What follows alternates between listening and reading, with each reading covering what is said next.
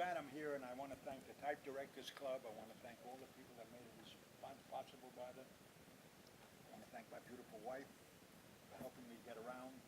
Obviously, you see that I can't walk too well. They don't know why I can't walk. It's an act I'm doing.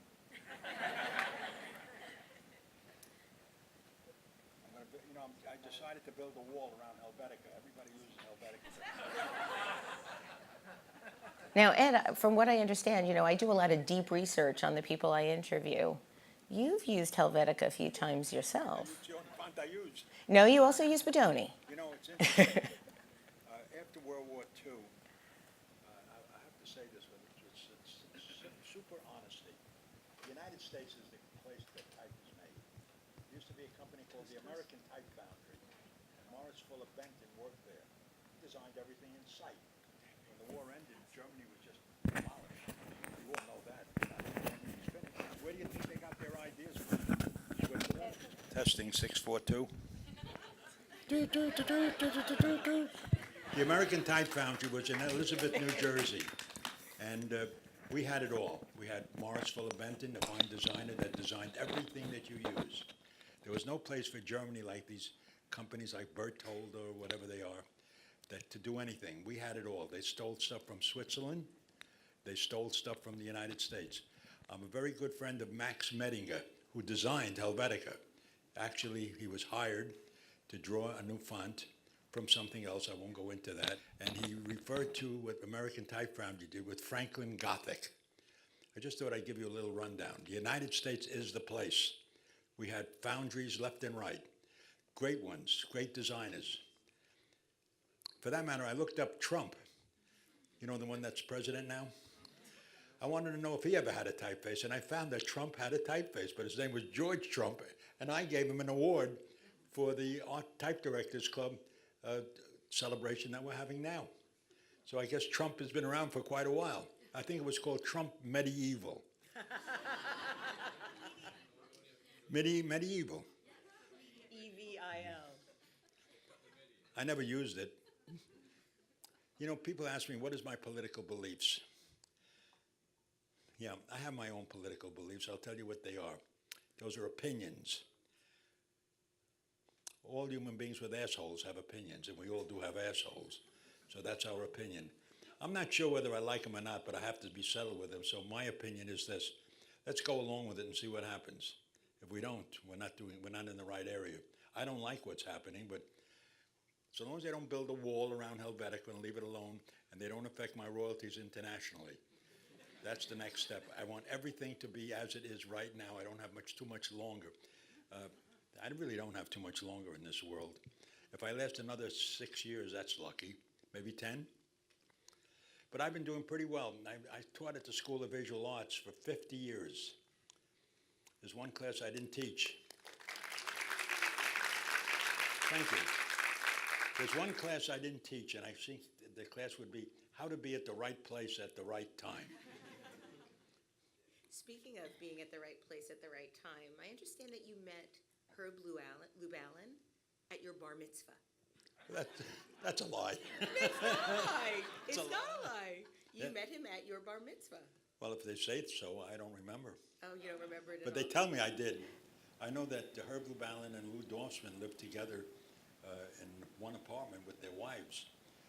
I'll tell you a cute story. Okay, good. Now that you mention Herb. When the war broke out, World War II, Herb Lubalin's family took him to the Palm restaurant for the "So long, son, we hope to see you again." He was going to Fort Dix. He said, "Okay, Dad, okay, Mom." And with that, he went up to the men's room, and upon returning, he fell down the flight of steps and broke his front teeth, all of them. And they put a brace in his mouth, and you know about this. I'm sure if I bullshit, I got people here that say, "No, you didn't, no, we did." Tony Despina, a very good friend of mine. I love him. Anyway, he fell down the steps, and he didn't go into the Army, but Lou went into the Army. Lou was the art director and vice president of CBS. So they decided that when he got out of the Army, Herb was going to set up a studio with Herb and Lou. So Herb put deposit down for a little studio on 40-some-odd Street in Broadway, or whatever it was, and had a stationery. It said, Llewellyn Dorfman. And Herb designed a beautiful LD. Put the microphone closer to Yeah. Herb designed a beautiful LD for the stationery, and he had the stationery and everything. And now here Lou gets out of the Army, he says, I don't want to be a part of it. I can go back to CBS with my job. And Herb said, wow, you can't do that. I spent money on stationery and everything like that. He says, I'll give you back half the money.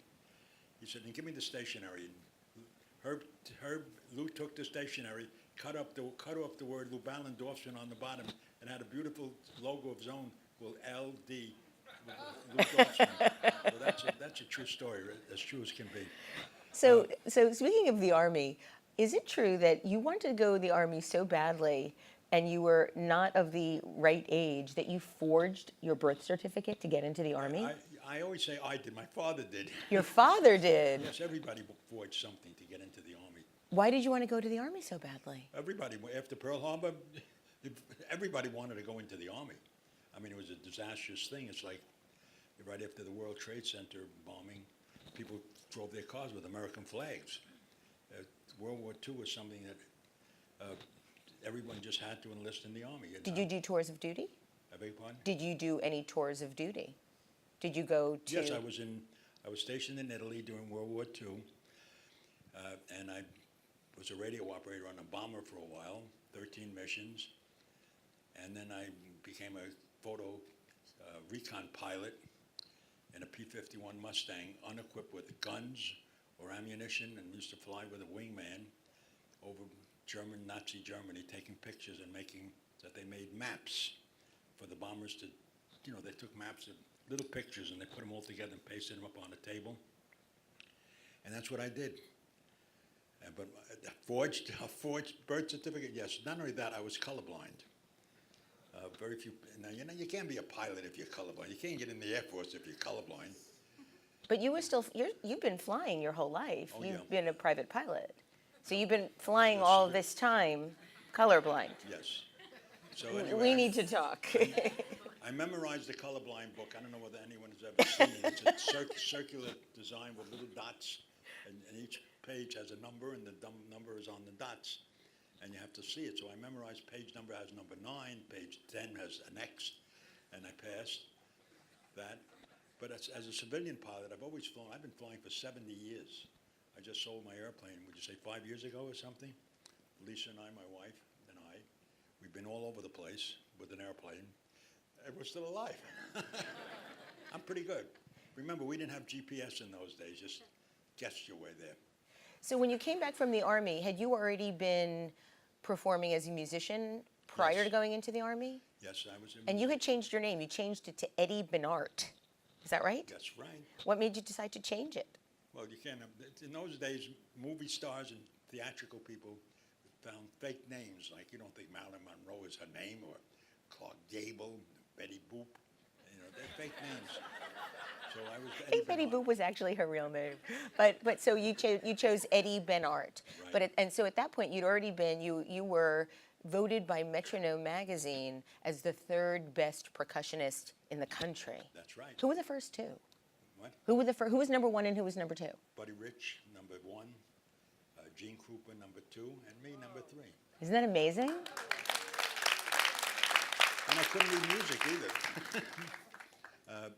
Yeah, that was quite a life for me. The music was as everything.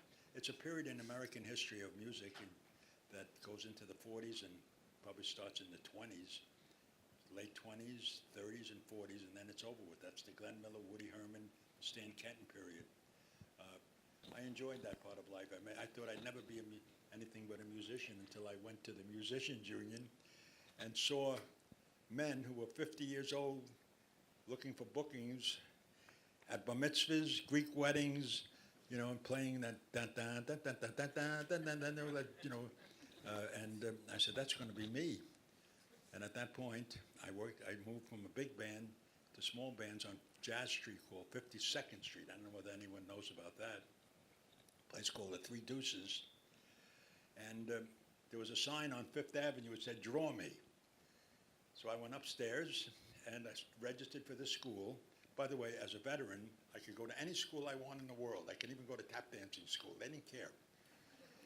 And it was a place called the Workshop School, and the first thing that anyone wanted me to do was enroll. So I enrolled in this class to draw naked ladies. I wanted so badly to draw naked ladies. Mind you, we didn't have Playboy magazine in those days, just one magazine called Nude, and also National Geographic. National Geographic, you could see things, you know. The instructor said to me, I think, you're supposed to look at the model. Big fat lady came in. It's all veterans. They never saw a naked woman like that. At least I never did. Just, that's the way she sat there.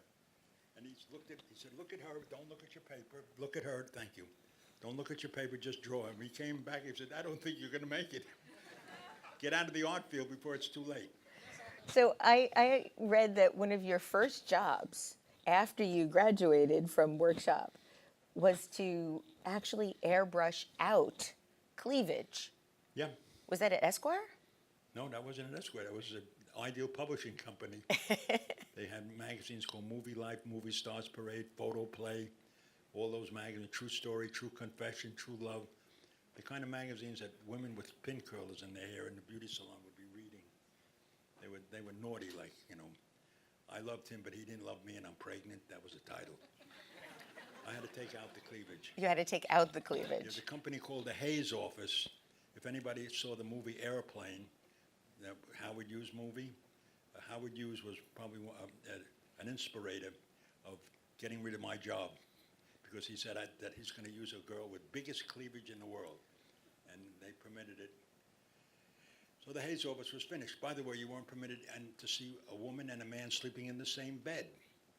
You could see two men sleeping in the same bed or two women sleeping in the same bed, but not a husband and wife. And when a woman became pregnant, she had the baby the next day. I'm serious. That's the way they did it in the movies. Yeah, if you look at the old I Love Lucy shows, you always see Ricky and Lucy sleeping in separate beds. In 1971, let's talk about your career. In 1971, you, Herb Llewellyn, Aaron Burns, and Ed Ronthaler founded the International Typeface Corporation. It was the first independent licensing company for type designers. What made you decide to do this? I am not a founder of the company. I happened to be around at the same time and had funds at photo lettering. So they figured they got to get hold of me. He has funds already. So I was part of the founding fathers, but not a founder. I think it was Herb Llewellyn, Ed Ronthaler, and Aaron Burns. Credit has to go where it's due. Okay. But you were still part of that group of four. They made me vice president. There was a first vice president, second vice president. I had 3% of the company, but no voting action. I had a good time. So one of your very first projects was working on the typeface Souvenir. I have a personal affection for Souvenir because when I was at SUNY Albany in the early 80s, late 70s and early 80s, it was one of 3 typefaces that we had for our student newspaper. Everything we did in the student newspaper was made with Peño, with Gaudi, and with Souvenir. So I read that it was originally a single weight face that was designed by Morris Fuller Benton in the 20s, but you redrew it with additional weights and italics. Were you surprised at the time at how immensely popular it became? You bet I was. Remember, there were only 10 typefaces available on the so-called equipment, Right. and mine was one of them. So I made more money in that font. But really, I mean, I'm talking about a first royalty check of $70,000. $70,000. I said, Aaron, I think you made a mistake. He said, no, it's sold. And it was so popular that it was the face that everyone learned to hate. They really said, I'm not going to use Souvenir. You can't use Souvenir. Everybody's using Souvenir. It was like Helvetica. Everybody's using Helvetica. By the way, Max Menninger doesn't get 1 penny of royalty. Not 1 penny. He was fired after he completed the project. Why? He was let go. They didn't need him anymore. And then he took a job as a window trimmer in Basel. Herb and I went to visit him. We ate at a fish restaurant, and I don't eat fish, but he was a poor man. He was making signs and show cards and putting vases with glass in stores like bad Woolworth stores. But it's a shame, I think, and they still haven't given him an award to this day. They should take all those statues and guns and things that are in the park and rip them all down and tear them away and put a statue of Max Mettinger, because when the font reaches the point where it's on a garbage truck, you know it's arrived. Now, there's something we should all be tweeting right now. Please. So your name has been in the press even more lately than it's been, and it's mostly because of the ridiculously popular Netflix show Stranger Things, which is using Ben Guett for the logo. How do you feel seeing your namesake typeface in the spotlight again? I struggled to, what is it, some TV program that Lisa and I were struggling to get it on TV, and I never saw it before until I got this call Netflix, from yeah. Lady. And they never heard of me, and I never heard of them. But there are people out there, and maybe they're in this room, who are type nuts. I mean, type buffs. They just, if they see a typeface, I know if I see a typeface I look at it and say to Lisa, that's mine. She said, well, the spacing stinks. But I'm very proud. I'm sure Madonna, with her child, says, that's mommy on the radio. And the kid goes, mm-hmm. So that's what I do. I don't go, mm-hmm. I say, look for the royalty checks. But to see something that I've done that everybody's talking about, I gave you the booklets, got me all excited.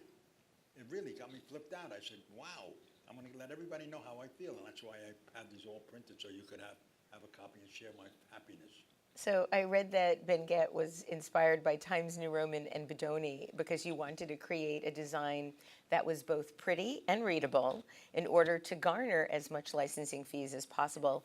And you deliberately created it with an ethnic sense so it could be used for pizzas, divorces, and bar mitzvahs. And I think that this is going to be a record. This is an interview that is now half an hour in, and we have said the word bar mitzvah now 4 times. Never happened to me before. It's a first. Oh, you want to talk about a Chinese bar mitzvah? There we So talk about how you even design. Why did you design the type for it to be? Because in what I read, Michelle Doherty, the creative director at Imaginary Forces, said that she wanted something that had a very vintage feel, very of the moment of the 80s. So talk a little bit about, if you can, how you created the They face. talked about King, Stephen King. Yes. I did a lot of book jackets for the company that represents the printing of his stories. I look at the book jackets, which I made from a Clarendon by taking the Clarendon serif and going through it and making a point out of it, it's like a pyramid, in other words. Keep you have to hold the mic. Want me to hold it for you? Yeah, hold that. Let me come closer. The alphabet is a square serif. You have the body and the square serif. If you draw a line from the edge of the body to the point of the serif, you knock off that point, so it becomes a letter that goes wham, rather than a serif itself. Looks like a pyramid down there. They said that the Ben Guett alphabet had that look. I don't think it does, because if it did, I would have used that on the Stephen King jackets that I worked at photo lettering. I don't know where they got the idea from, but I think the whole story is a little bit of crock.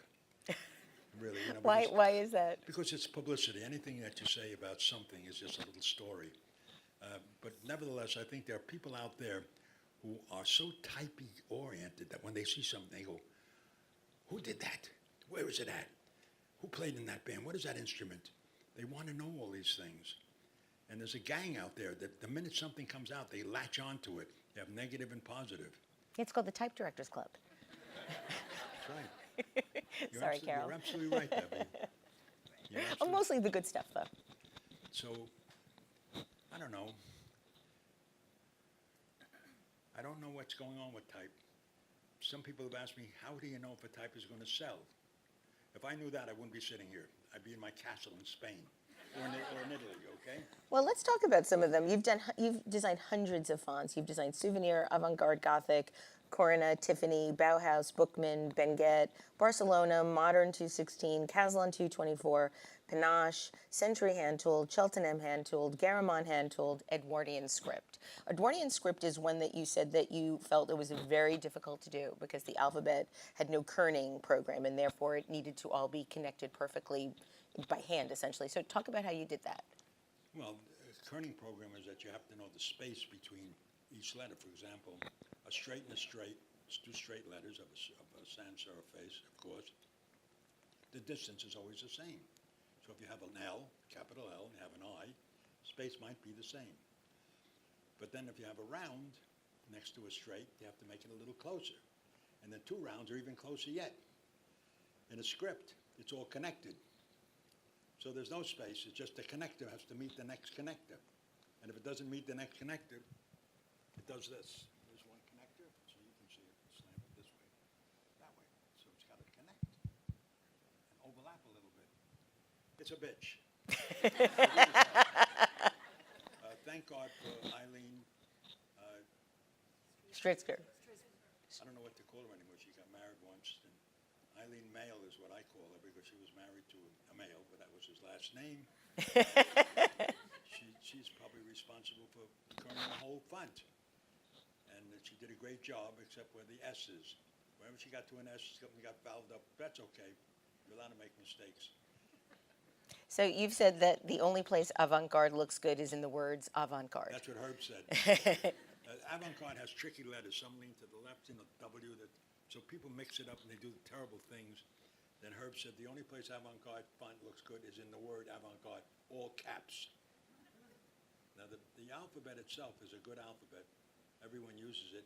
I'm sure Tom is out on the West Coast. He's enjoying the prosperity that it's bringing him. They give me credit for designing it in some cases, but I didn't. All I did was a condensed version based on the design of Herb and Tom Carnese. So we get that straight. There's something I want to get straight, and I told Lisa to remind me. What is it? The New York Times. People have asked me about the New York Times. I designed the logo for the New York Times, the new logo. No other company had anything to do with it except me and Mr.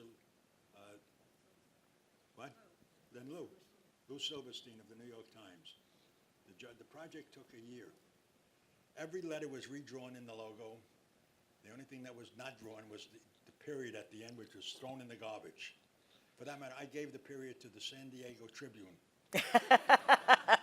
The New York Times, I've read on the web that there are companies that claim they redid it. They put it on the side of the building.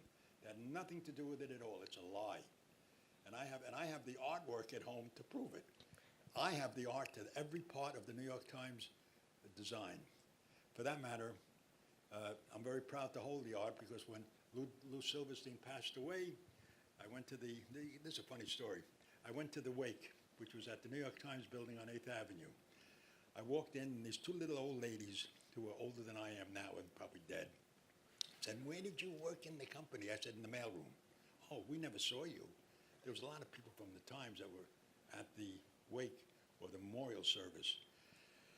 Well, the way it worked out is that when they were talking about it, Heller mentioned a few things. Stephen was very nice. He said, we have the fella here that designed the logo. He's sitting down and no one's talking about it. And the two little old ladies said, "Oh, you fooled us, you fooled us." And they asked me if I would like to donate the artwork to the New York Times. I said no. It's worth a lot to a collector because there I have every part drawn. I'm talking about tests after tests. Some of you can't probably know the difference, but you're not supposed to know the difference. If you know the difference, then it's no longer designed. Try and do the Hershey bar. The only thing you can do to change it is take off one of the letters, like the S or the apostrophe S. I've been in touch with the Hershey people. I told them, get rid of that apostrophe. You don't need a hole in there. Nope, it stays the way it is. Actually, I've worked on that. I've worked on the package design for Hershey's, and not only, so you recommended that they take off the apostrophe. I recommended that they take off the apostrophe S. Yes, you can because do it. it's Hershey, Pennsylvania, not Hershey's, Pennsylvania. I know, it's And they right. don't want to do that either. We should call them again together. No, I don't talk to them. So I understand that when you got rid of the period, that immediately they lost subscribers. Apparently they lost subscribers, 1,000 subscribers in the first week because the period was gone. Yes. Why? Well, legally, phonetically, and no, that's not a bad word, phonetic. Grammatically, the period is correct. It Right. is a statement. The New York Times, Period. So, and if you look at old posters of New York City, you'll see Bill's Sugarloaf store, period. There's a period after every single thing. Fish markets had a period.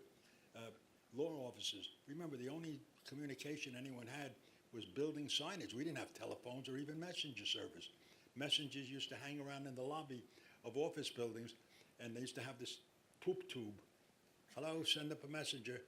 And they used to ship things to people with messengers that hung around the lobbies of buildings. And they showed that slightly in Gangs of New York. Anybody ever see that movie? It's there. Anybody see the movie Helvetica? Remember Michael Beirut? Coke, period. Let me tell you about the movie Helvetica. Lisa and I went to it. We were invited there by one of the people at the New York Times. I forgot whatever his name was.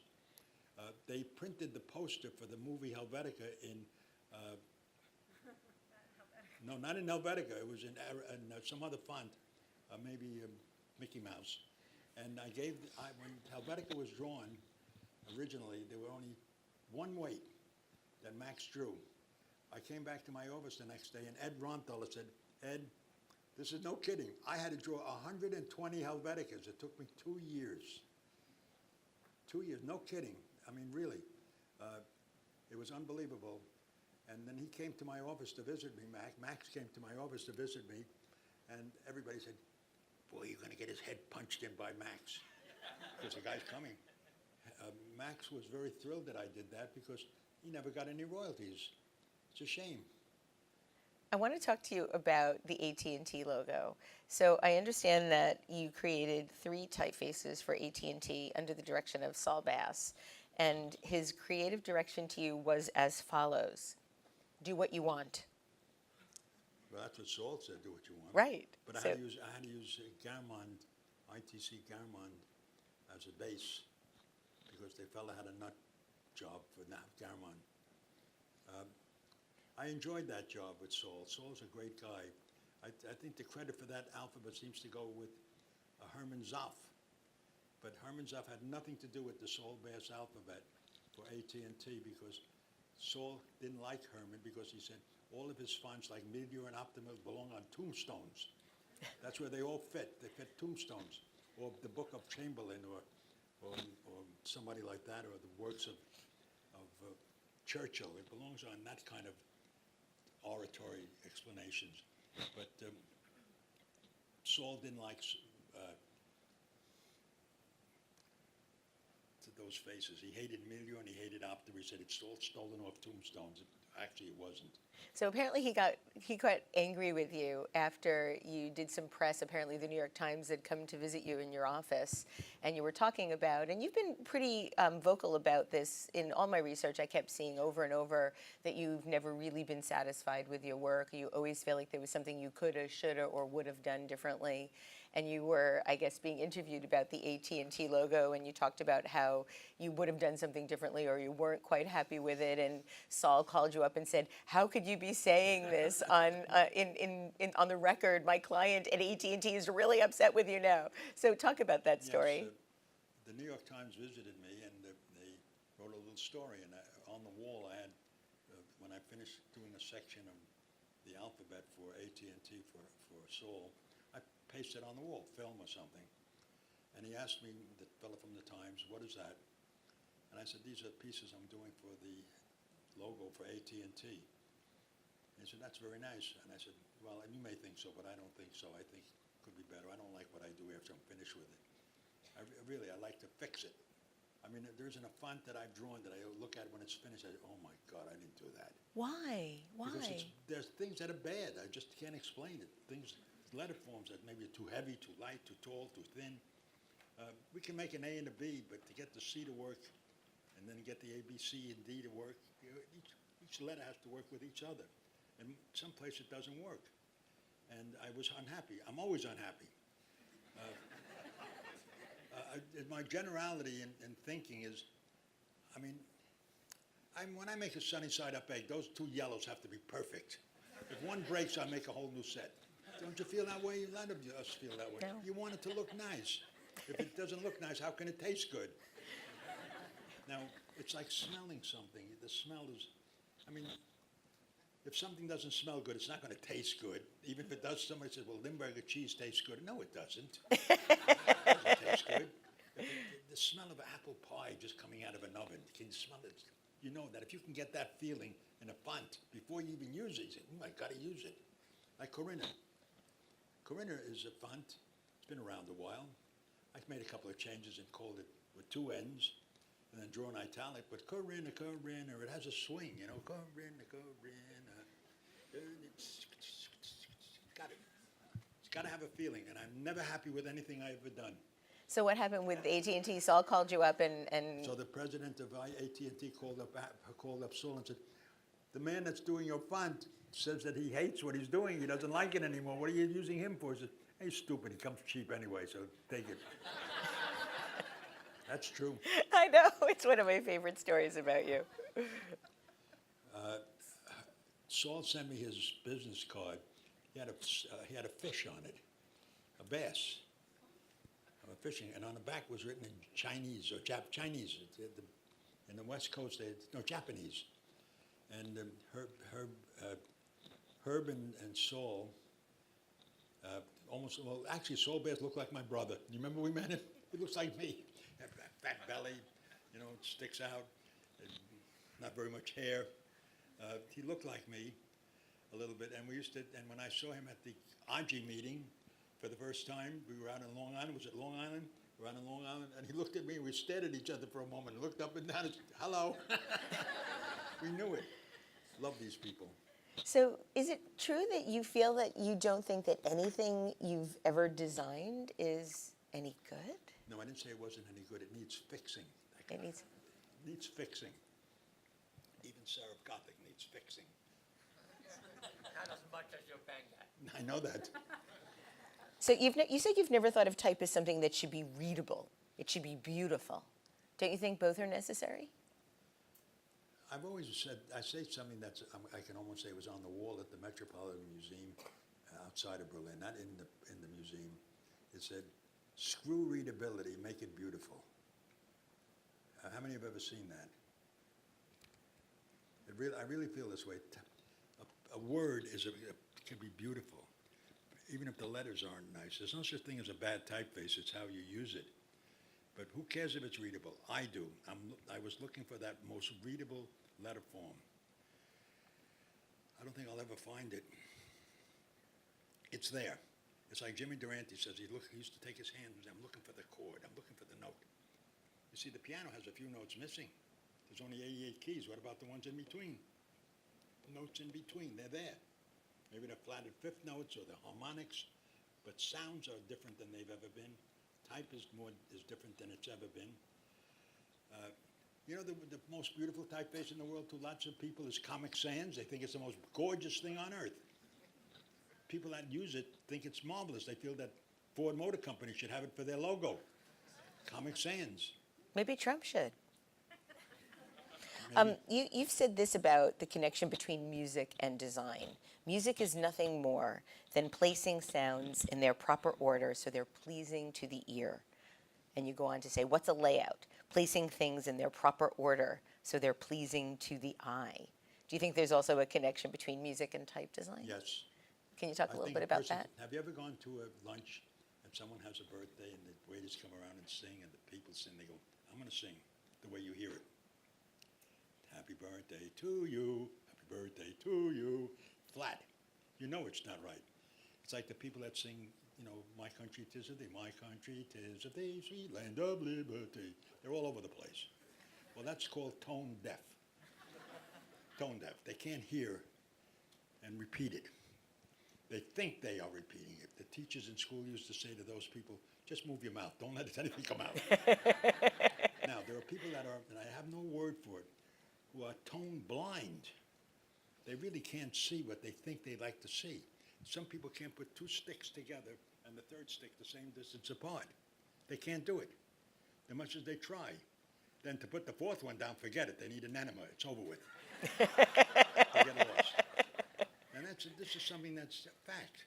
People can't see, and they don't realize it any more than that tone-deaf person can't sing. You found they can sing, but they enjoy it. You sit next to them, oh my God almighty, stop already. Now, this can happen with vision, but who's got the tool to find it out? With sound, you can put it on a machine, but you can't put this thing that they see on a machine. And it's terrible.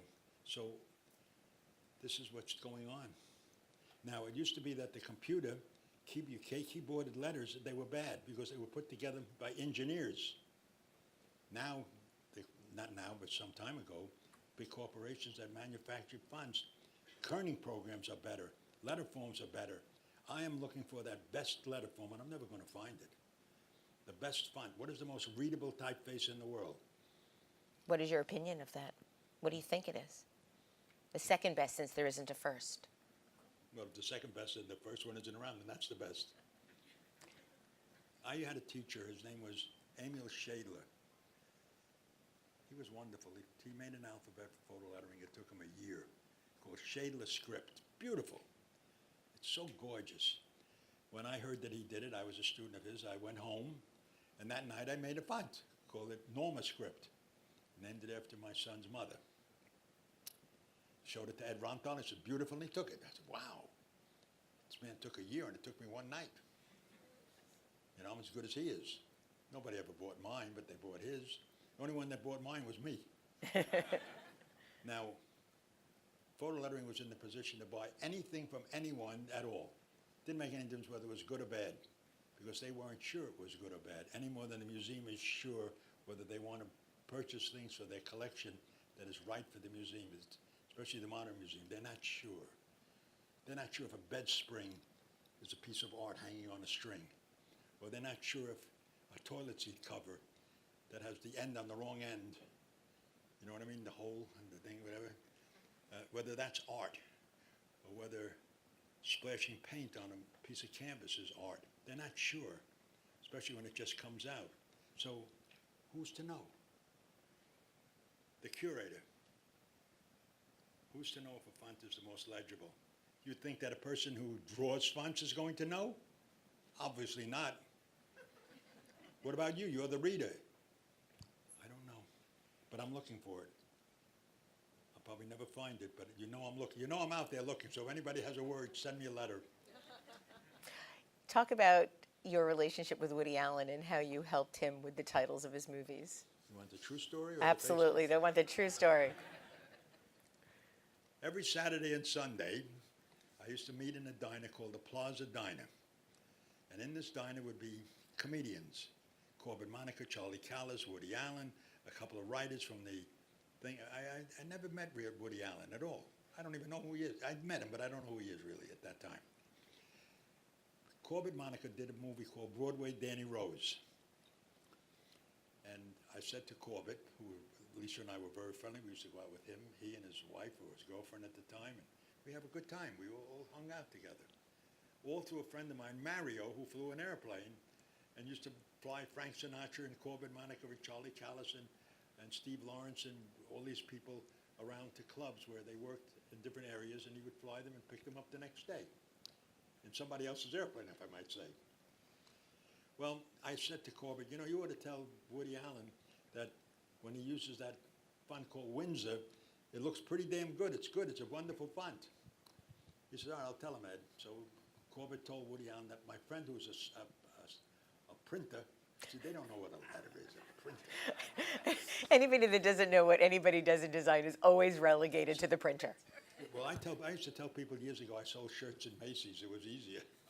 But, so he told this Woody Allen that my friend who was a printer said that you should use Windsor. And I told this story to my class. Well, the story changed. Ed Bengard, who was a personal friend of Woody Allen, told him to use Windsor on all of his motion pictures, and he did. And the only time I've ever met, now Lisa said to me, why are you telling the truth? People think you know Woody Allen, let them think so. But the only time I've ever met Woody Allen, he played in a place called Maxwell's Plum with his clarinet or something. And after I heard the gig, the people at the table, he was walking by, and we all said hello to him and thanked him for playing. And that was the best, that's the only thing I know about Woody Allen, except that he married his wife, his daughter. The only thing I know, married his daughter. So you've said that doing something a long time does not mean that you're good. It only means that you've done it for a long time. Yeah, that's so true. And it seems that you are highly, highly critical of your work, and are always looking for that next thing that you can do to make it better or to fix it. And yet you've been very clear about the fact that all of this is highly subjective. And so as somebody that has been a long time admirer of your work, I want you to know that there are many, many, many people that think that your work is magnificent and has been for a really long time. And I just wanted to say that, given how much I read through all of my research, with you feeling so... I'm married. I know you're I'm gay. Thank you. Thank you. So we have a couple of extra minutes, and I was asked to give the audience an opportunity to ask you some questions directly. So I'm going to ask if the people that have the microphones would pass them around for audience members to ask you questions directly. Excuse my back over there, I'm so sorry. But I'll wear a T-shirt with the lettering on the back next time. So who has questions for Ed directly? Who wants to be the first person? They're afraid of me. He's a pussycat. Who wants to ask? If Am not, I I'll Jewish? ask for a Yes. few more. And he's married. Who wants to ask the first one? There's a woman right over here with her hand up. With the bangs? Yes.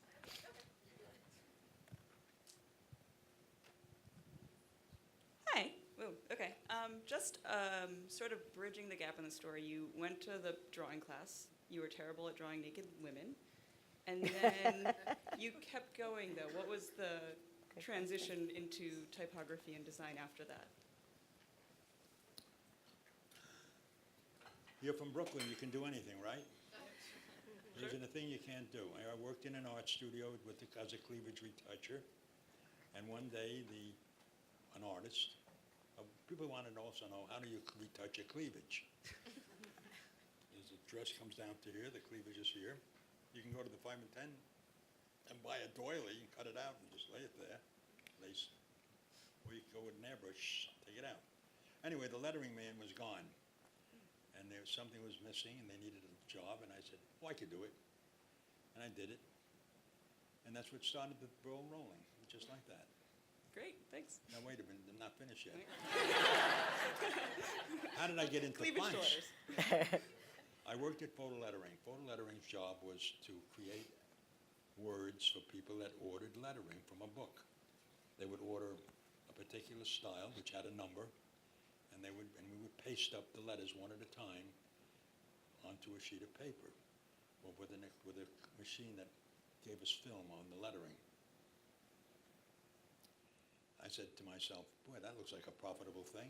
So I drew one alphabet, which was Norman script, then another one, and finally someone ordered one of my alphabets out of the book.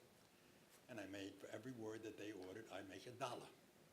So if they ordered 10 words, I made $10. From a salary that was only $50 a week. $10 more, that's a lot. And I drew 2 of them, and then the next time they ordered words from both alphabets. And finally, I had maybe 50 alphabets. Some of them were pictorial, like letters with fire coming out of them, and psychedelic, and op art and pop art. Took advantage of what was going on. And that's how I got into fonts. And then ITC started, and they said, this guy here, he draws alphabets at photo lettering, he knows all about it. So they called me, so being in the right place is where it all started, and that should answer your question. I actually read that the folks at Photo Lettering are really what saved you financially. Oh yeah, Ed Ronthal. I had a studio with Irv Cohn. Irv Cohn and I had the studio called ABC, Associates Ben-Gat Cohn.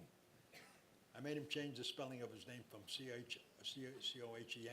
to C-O-N-E. The ABC logo we had was purchased from us by American Broadcasting Company. But we had Herb was smart. He invented the Marlboro flip-top box. We got $5,000 for that. We should have got $50 million. I invented the Candygram. That died. You know, we tried to incorporate Sammy Davis Jewish. Sammy Davis Jr., he's Jewish. Sammy Davis, he had the Candyman, the song, the Yeah. Candyman. So, but that died. But we had a hopping studio until we went bankrupt, and that's where Ed Brontola saved me. He said, "Come on over here, Ed. We owed a lot of money. We spent a lot of money. We didn't make any money." We have another question over here. I'm sorry. No, not at all. Hey, I've heard you talk a lot about Morris Fuller Benton as an inspiration, and are there other, or one, how did you encounter his work, and are there other designers from that era that you looked up to? Are there any designers from that area? Sure are. The best one that I ever knew as a designer was Tommy Thompson. Tommy Thompson was a bum. Really a bum. Wonderful drawer and artist. He wrote a book called The Script Letter. He got drunk a lot. And as a freelance artist, I took my portfolio around. Boy, I'm remembering this coming back to me. We're so lucky. And they would give me a job that they gave him and say, "Can you finish this for us?" They didn't say, "Finish it, can you do the finish?" I said, "Certainly," and I'd have it in a week. Then Tommy Thompson used to come by a week after I delivered my job, and they'd say, "I'm sorry, Tom, we had it done by someone else." He said, "Who?" Ed Bengat.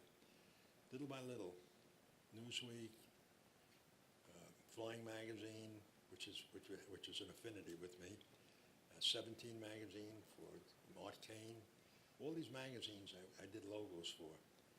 And now he also contributed many fonts to photo lettering, called it Script Letter, and Thompson Mademoiselle, which is a typeface. And now here I am working there, and he's going to come visit Brontola, because Brontola was the one that made him get involved with doing fonts for photo lettering. He came in the door and he was introduced to me, and he strangled me around my neck, and Dad had pulled him away. You can't imagine. He was drunk. He didn't have any shoes on because he stole his shoes down in the Bowery. They used to sleep in the Bowery down there.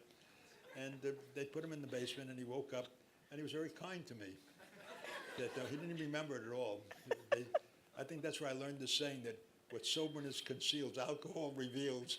He tried to strangle me. I mean, it's amazing. And he died shortly after that. And he was buried at some cemetery where, I forgot what they call it, where people that they don't know who it is, they bury them. Was it? Pottersfield. Yeah, Pottersfield, out near City Island or someplace. Well, Ron Dollar had him dug up, and they found him in his room. The room smelled, so they found his dead body. They dug him up. And Ron Dollar had him put in a formal grave off the East River Drive, or not East River Drive, the Belt Park, no, Long Island Expressway, where all those stones are, you know. Had him buried there. So that's one of the greatest letterers I've ever met.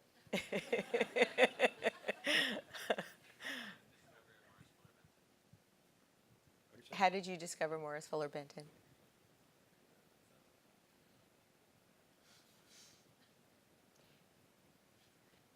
True story? I wanted to know the history. Oh, I know how I did.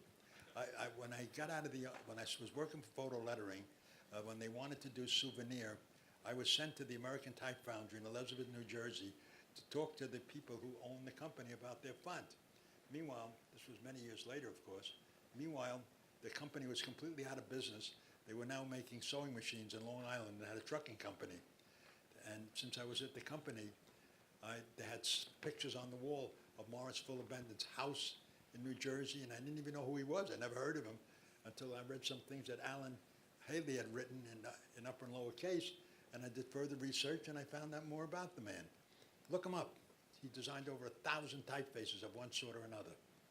You see, when someone says he designed 600 fonts, which I know I've done, they forget that just designing a font is not just designing it. If you have a font like Times Roman and you're redesigning it, you have to do Times Roman, then you have to do the first weight, second weight, third weight, fourth weight, first weight, second weight, third weight, fourth weight of italic. Then initial capital letters, small letters. There's thousands of parts of doing one font. When you think of a font, most people just say, well, that's called Times Roman. but it isn't just called Times Roman. It's New Times Roman, this Times Roman, a lot of Time Roman, and the italics and the Romans, they go along with it, meaning slanty and, by the way, a slanted letter is not italic. So because you hook that little letter on your computer with an I that slants, that doesn't make it italic, it only slants it.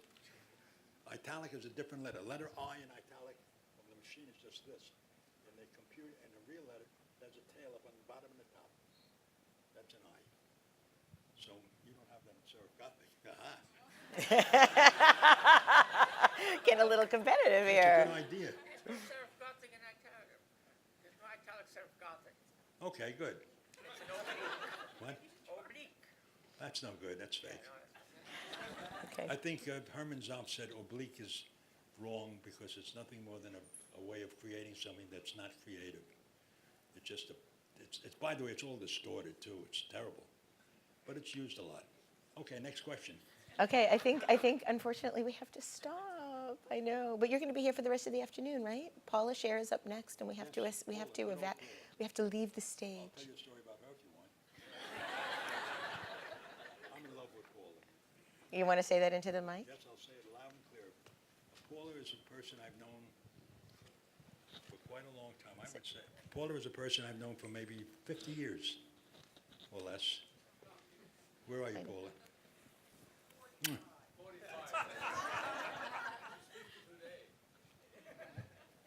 Anyway, I want to thank you all for coming. And let's do it again sometime. And have a ball. Thank you. Ed Van Gett.